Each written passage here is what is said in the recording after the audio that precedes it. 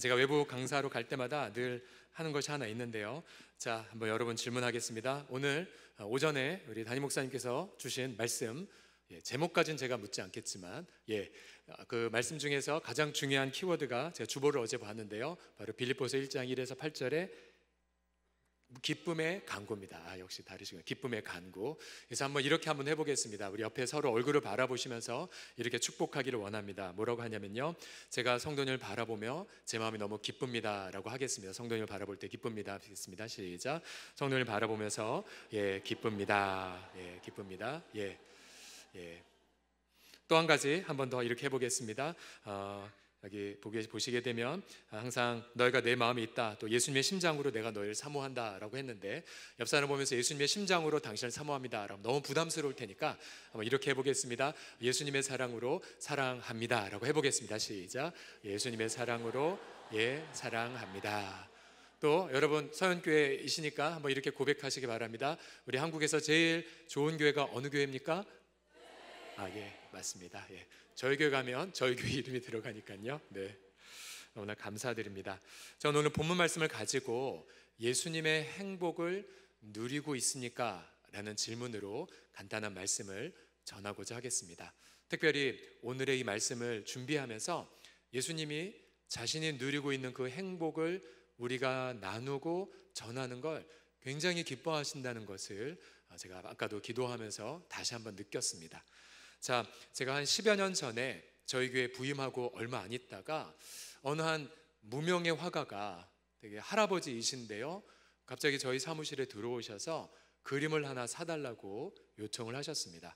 처음에는 불쾌하게 여겨 그냥 다음에 오십시오 라고 했는데, 자꾸만 마음이 걸려서 그러면 제가 그림을 사겠습니다 라고 했습니다. 근데 그 할아버지 무명의 화가가 주신 그 그림이 무엇이었냐면요, 여러분이 유럽에 가시면 여러분 예수님의 어떤 성화나 예수님의 조각상을 보시면 공통점이 하나 있습니다. 그게 뭔지 아십니까? 어쩌면 하나같이 예수님은 다 웃지 않는 표정이신지, 전부 다 근엄한 표정, 또 우울한 표정, 또 무시무시한 표정, 또 카톨릭권에 가면 그냥 유약한 아기로 면류관을 쓴 마리아에 안겨있는 나약한 모습이 대부분입니다. 근데 이 무명의 화가가 저한테 주신 그림은 예수님이 파안대소하는 얼굴이었습니다. 파안대소하는 얼굴. 그 그림 지금까지 저한테 있는데요, 사실 예수님이 밝게 웃거나 혹은 예수님이 행복하게 표정을 짓는 그림이나 성상이나 조각은 여러분 잘 찾아보기가 어렵습니다. 그러면 우리 어떤 선입견대로 진짜 예수님은 우울하셨을까? 늘 그냥 의무감에만 사셨을까? 과연 예수님은 행복하셨을까? 여러분, 이 질문에 대해 여러분 우리가 함께, 저와 함께 성경을 좀 찾아보기를 원합니다. 우선 예수님이 창세 전, 자, 우리 서영교 식구들 수준이 높으시니까 이 땅에 오시기 창세 전에 예수님의 마음이 어떠하셨을까요? 자, 그때 성부 하나님, 성령 하나님, 성자 예수님, 그렇게 영원 전부터 함께 교제하고 계셨었는데요, 예수님의 창세전에 어떠한 마음 상태였는지를 알 수 있는 중요한 단서가 예수님 십자가 지시기 전 기도하셨던 요한복음 17장에 보게 되면 여러분 이러한 문구가 있습니다. 저희 교회 설교하면 제가 자막 자료 칼같이 내지만 외부 집회 왔기 때문에 설렁설렁 제가 넘어갑니다. 자, 17장 5절에 보시면은 이렇게 말씀하셨어요. 아버지여, 장세 전에 내가 아버지와 함께 가졌던 영화로서 지금도 아버지와 함께 나를 영화롭게 하옵소서. 예수님은 창세 전에 성부 하나님과 영화를 함께 누리고 계셨고요. 자, 영화란 단어가 조금 어려우면 같은 장 요한복음 17장 24절을 보면 자, 이런 말씀을 하셨어요. 아버지께서 창세 전부터 나를 사랑하심으로 내게 주신 나의 영광을 이 제자들도 보게 해주세요 라고 기도하셨습니다.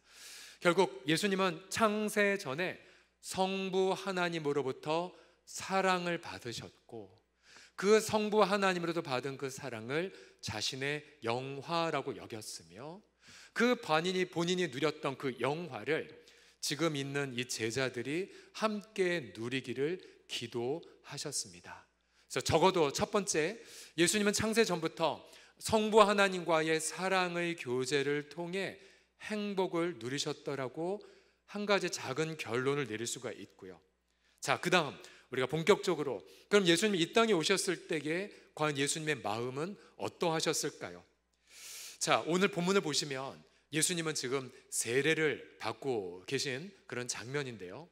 자, 예수님 받는 이 세례는 사실 예수님이 받으시면 안 되는 세례였습니다. 왜냐하면 지금 이 세례는 죄인들이 회개를 할 때 나 회개했습니다라고 받는 표식으로 받는 것이 바로 이 세례였거든요.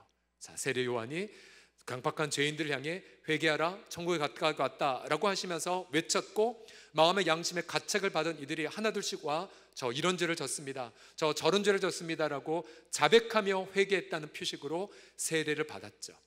그러면 예수님은 죄가 없으셨기 때문에 회개할 죄가 없으셨고, 회개할 죄가 없었기 때문에 세례를 굳이 받으실 필요가 없으셨으나, 그래서 세례 요한이 처음에 만류했죠. 예수님, 제가 당신께 세례 받아야 되는데 예수님이 제게 나오시다는요. 근데 그때 예수님 말씀하셨습니다. 허락해라. 이렇게 해서 모든 의를 이룸이 합당하다라고 말씀하셨습니다. 모든 의를 이루는 것. 여기서 말한 예수님 말씀하신 의, 왜 예수님이 굳이 세례를 받고자 하셨을까요? 죄인도 아닌데. 쉽게 말하면 이거죠. 예수님이 이루고자 하는 의는 다름이 아니라 죄인된 우리들을 책임지심이 바로 예수님의 의였기 때문이었습니다. 그래서 예수님은 그 순간 모든 인류, 그 당시에 있었던 사람, 또 앞으로 2000년에 태어날 대한민국에 태어날 우리들의 죄까지 모두 다 품에 안고 책임을 지셨고 죄인의 대표가 되셔서 세례를 받으신 셈이 되셨던 겁니다. 그래서 이제부터 만약 예수님에게 어떤 명함이 있었다면 그 명함에 이렇게 적혀 있겠죠. 죄인의 대표 예수. 아니, 더 노골적으로 말하면 사도 바울이 이런 표현했죠. 예수님이 우리를 대신하여 죄가 되셨다고. 죄, 그냥 죄가 되셨습니다. 예수님이 하나님 앞에서. 자, 이렇게 막중한 자리에 있었을 때에 여러분, 그때 하늘이 열리면서 성부 하나님이 예수님을 향해 뭐라고 말씀하신 줄 아십니까? 그것이 바로 오늘 방금 읽은 누가복음 3장 22절인데요. 제가 다시 한번 읽어보도록 하겠습니다. 성령이 비둘기 같은 형체로 그의 위에 강림하시더니 하늘로부터 소리가 나기를, 너는, 같이 읽어볼까요? 너는, 시작, 너는 내 사랑하는 아들이라 내가 너를 기뻐하노라 하시니라. 아멘. 자, 보세요. 이 예수님이 죄인을 대표하여 혹은 죄인을 책임지고 세례를 받으셨을 때에 성령 하나님이 하늘을 가르시고 임하셨고요. 그러니까 예수님은 이제 더 외롭지 않습니다. 또 분명 죄인을 책임졌고 죄인의 대표였고 아예 죄가 되셨음에도 불구하고 성부 하나님의 음성이 들려왔습니다. 내가 너를 사랑해, 내가 너를 기뻐하노라. 그러면 비록 죄인을 책임지셨고 죄를 책임지셨고 죄인의 대표가 되셨음에도 불구하고 예수님의 마음은 어떠하셨을까요? 행복하셨을까요? 아니면 우울하셨을까요? 답변해 보십시오. 행복하셨을까요? 우울하셨을까요? 글쎄, 복잡하셨을 것 같아요.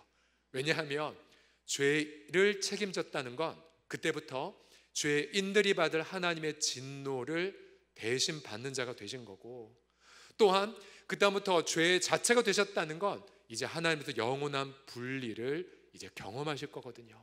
그렇기 때문에 예수님 우울하셨겠지만, 그러나 잘 보세요. 예수님 내면으로부터 어떤 행복을 얻을 것이 없었지만, 그러나 그러한 죄를 책임지신 예수님에게 하늘을 가르시고 누가 임하셨어요? 바로 비둘기 같은 누가요? 성령님이 함께 계셨고, 그럼 예수님 외롭지 않으셨죠? 친밀하셨죠? 또한 사실 제가 우리 이 서울로에 함께 있는 교회로서 참 행복한 부분이 우리 이상한 목사님처럼 또 다른 선배 목사님처럼 무슨 일 있으면 자기 일처럼 염려해주고 기도해주고 함께 있는 것, 그거 자체가 얼마나 행복한지 모릅니다. 그런데 예수님이 혼자 계시지 않고 죄인의 대표였음에도 불구하고 성령과 함께 계셨던 것, 그래서 예수님은 우울해 하시다가도 성령의 함께 하심으로 행복하셨죠.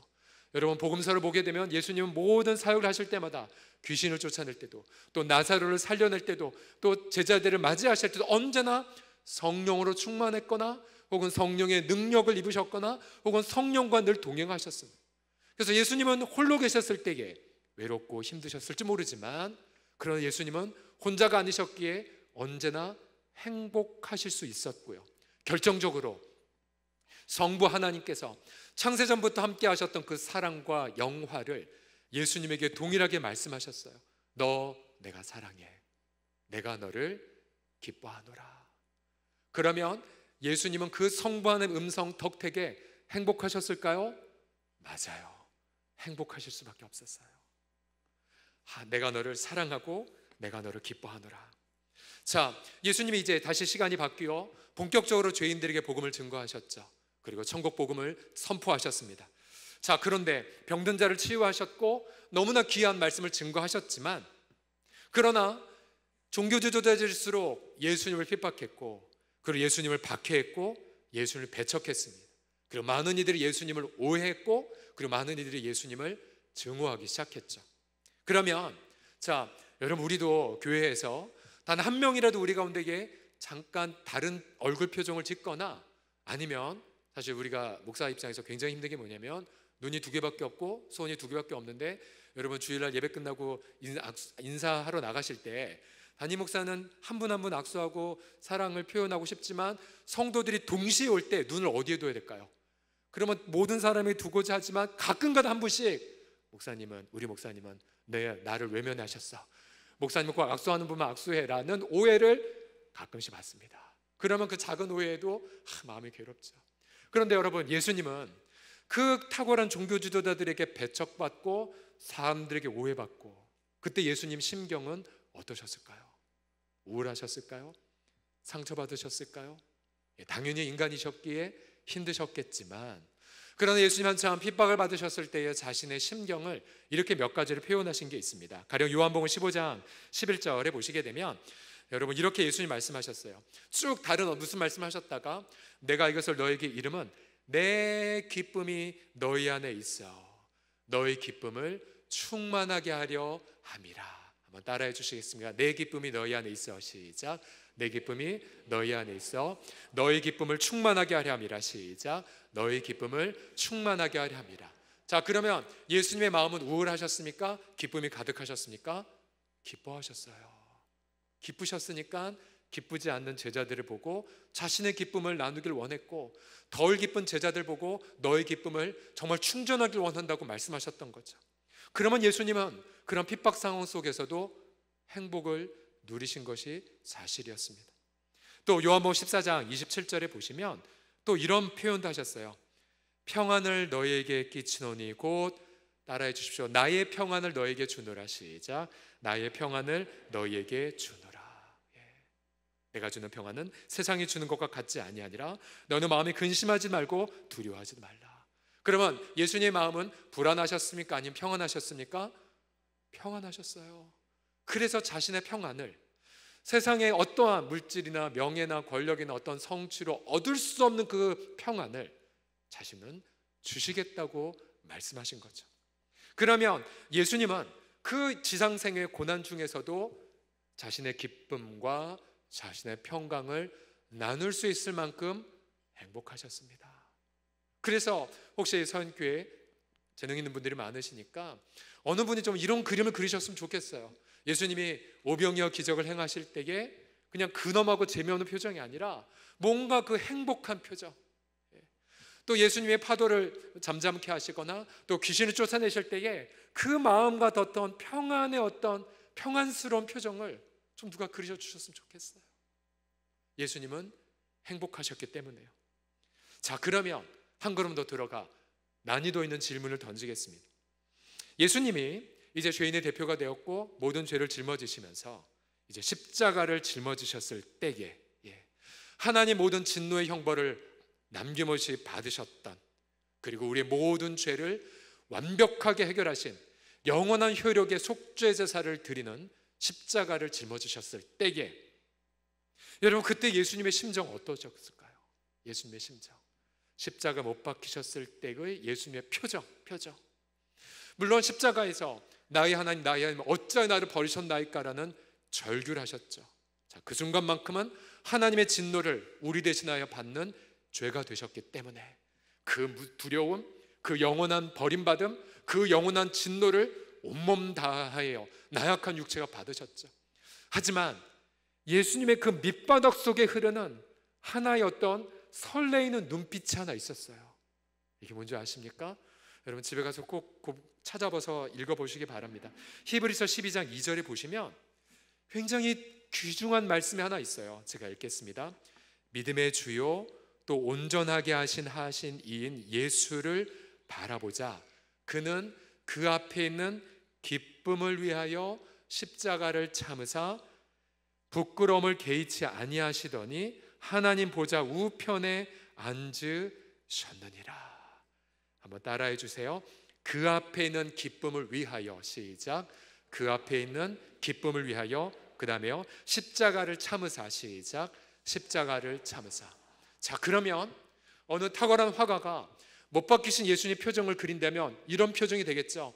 우선 우리를 대신하여 속죄사역을 감당하시기에 버림받은 자로서, 진노의 형벌을 받은 자로서의 고통과 애통과 아픔과 두려움의 표정이 있었겠지만, 그러나 그 두려움 밑바닥 속에 하나의 표정이 형언할 수 없는 감정으로 올라오는 표정, 그게 뭐냐면 그 앞에는 기쁨을 위하여 십자가를 참으사. 그러면요, 예수님은 십자가 못 박히시는 동안은 기쁘진 않으셨어요. 슬프셨어요. 하지만 자신의 십자가 너머에 기쁨이 기다리고 있음을 명백하게 보셨어요. 그러면 자신 앞에는 그 기쁨을 바라보시는 예수님의 표정은 100% 우울한 거라기보다는 그 깊은 고뇌 너머 속에 내가 조금만 참으면, 내가 조금만 버티면 그 앞에는 기쁨을 누리리라 라는 표정으로 여러분 있지 않으셨겠습니까? 여러분, 이 표정은 어떤 인간의 화가가 그릴 수는 없을 것 같아요.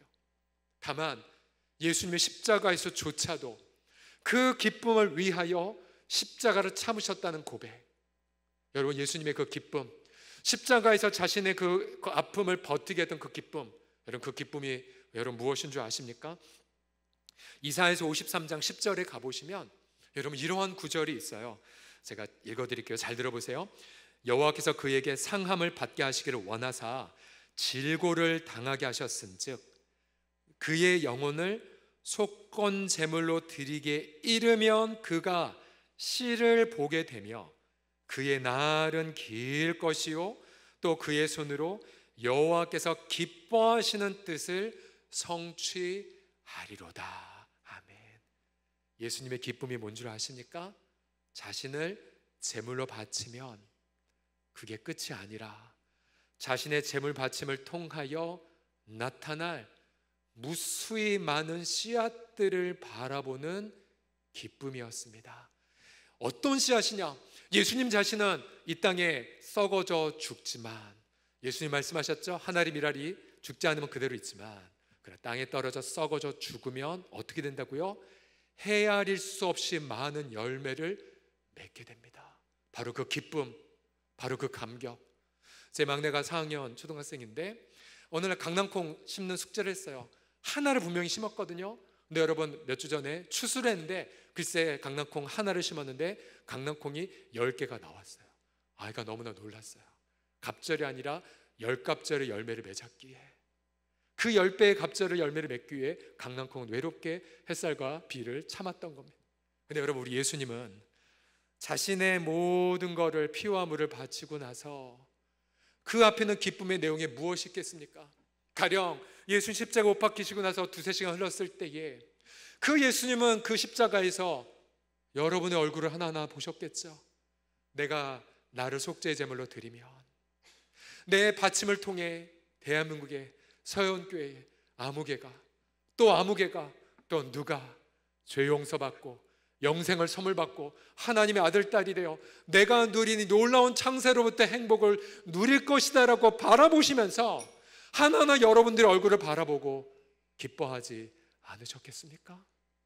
저는 태어날 때 눈 떠보니 절에 다녔었고, 제가 고1 때 예수님 만났던, 그래서 부모님이 믿지 않았던 가문에 태어났었지만, 저같이 믿지 않는 가문에 태어났던 자라 할지라도 예수님은 십자가에서 저의 이름을 부르시면서 서경철의 이름을 바라보고 자신의 제물 바침을 통해 앞으로 영생을 받게 될 그 서경철의 얼굴을 미리 바라보시고 고뇌하셨지만 그 기쁨을 바라보며 십자가를 버티신 것 아니겠습니까?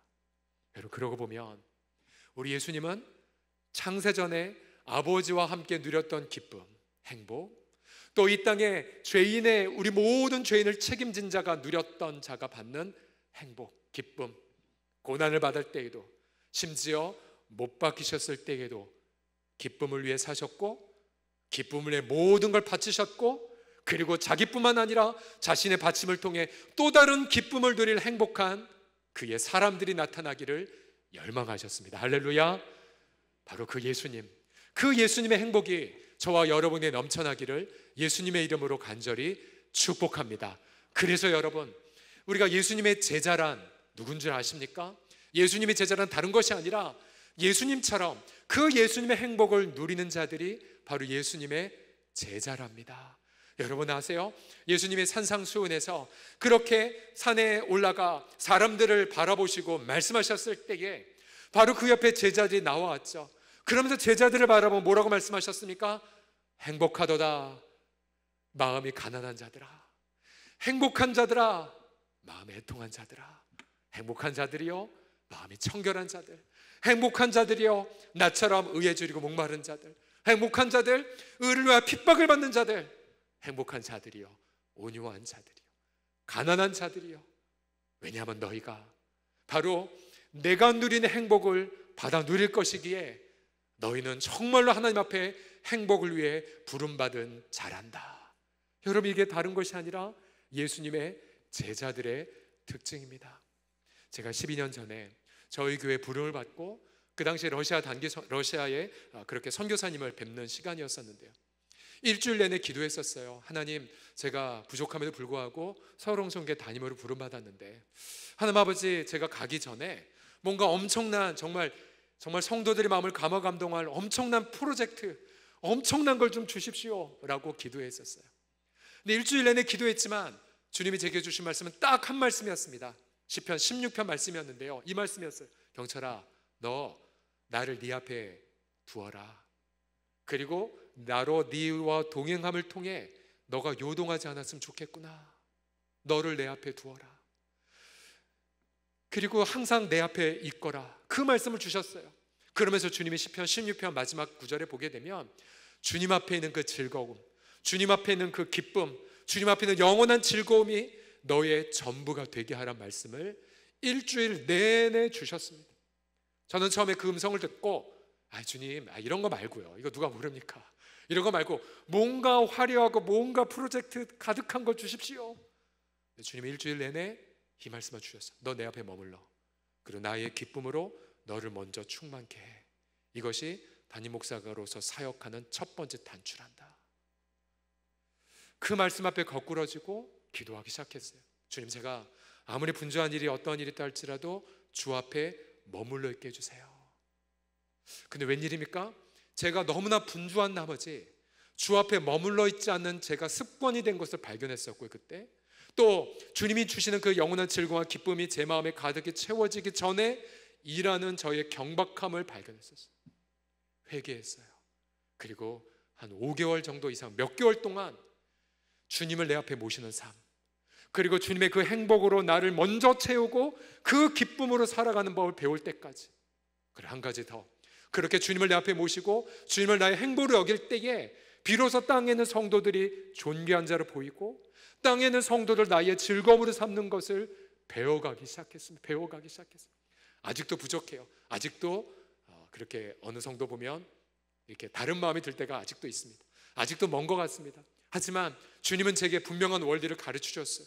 너가 정말 나의 제자라면 내 행복을 누리거라, 내 기쁨으로 채우거라, 그리고 내 기쁨을 나누거라라고요. 그러면서 이제 담임 목사 사역한 지 11년, 12년째 다해가면서 제가 이제 알았어요. 예수님이 그 앞에 있는 즐거움을 위해 십자가를 참으신 게 이것 때문이었구나. 여러분, 우리가 살다 보면 십자가를 짊어지는 것까지는 아니지만 버텨야 되고 인내해야 되고 낮아져야 되고 억울하지만 기도해야 되고 참아야 되고 버티는 순간들이 다 있으세요. 그런데 여러분, 힘들어하지 마세요. 그때 그 순간 예수님 바라보고 그 앞에 있는 즐거움을 위하여 잠깐만 십자가를 진용신용만 해도 신용이 맞는 것 같아요. 영원하지 않기 때문에 그냥 잠깐 버티는 채 할지라도, 혹은 잠깐 예수님처럼 낮아지는 아픔을 느끼는, 온몸 가득히 느끼기 직전이라 할지라도 우리 예수님 뭐라고 하시는 줄 아세요? 너 나와 함께 또 나처럼 잠깐 자기를 부인하고 자기 십자가를 지고 나를 줬는구나. 그래, 내가 너를 기뻐해. 내가 너에게 더 큰 행복을 나누어 주마 라고 주님은 한없이 우리를 바라보시고 기뻐하신답니다. 제가 우리 목사님께 들었어요. 여러분, 단기선교 이 더운 날 3박 4일씩 가셔서 안동에 있는 12교회나 섬기셨다고요. 제가 질문할게요. 여러분, 그때 땀 삐질삐질 흘리고 어르신 많은 곳에서 전도하기도 힘드시고 할 때에, 그리고 마지막 수요일날 모여서 연합집회 하셨을 때에 여러분 행복하셨어요? 아니면 힘드셨어요? 행복했잖아요. 저희 교회도 이렇게 단기선교 집중적으로 하면서 저희는 이제 계속 틈틈이 1년 내내 이제 가는 체제로 지금 하고 있는데요. 우리 성도들 언제 가장 행복하냐면 특별 새벽 기도할 때 그 메이크업 안 한 얼굴이 행복하고요. 또 한 가지는 단기선교 가서 제대로 꾸미지 못했지만 그러나 정말 땀방울 흘리고 온갖 고생하면서 복음 전하고 사랑 나누면서 함께 모였을 때 성도들의 그 얼굴은 정말 해같이 빛납니다. 그 행복한 표정. 여러분, 예수님의 그 행복한 표정을 위해 이 땅에 오셨어요. 그리고 우리 교회 공동체는 그런 행복을 모르는 사람들을 위해 바로 예수님처럼 조금 더 참고 조금 신용을 함을 통해 바로 예수님의 행복을 이 수많은 많은 열방 가운데에 나누는 것이 바로 교회 공동체입니다. 저는 축복합니다. 우리 서현교회 정말로 행복하고 우리 노예의 흠모가 될 너무나 존경스러운 한국교회 모범이 된 이 아름다운 공동체가 정말로 날마다 예수님의 그 행복을 부음받고 예수님의 기쁨으로 채움받음을 통하여 이 땅에 기쁨이 없고 행복이 없는 무수히 많은 그러한 사람들을 향해 예수님의 행복을 기쁨으로 나누어주는 예수님의 귀한 행복한 제자들 다 되시기를 예수님의 이름으로 간절히 축복합니다.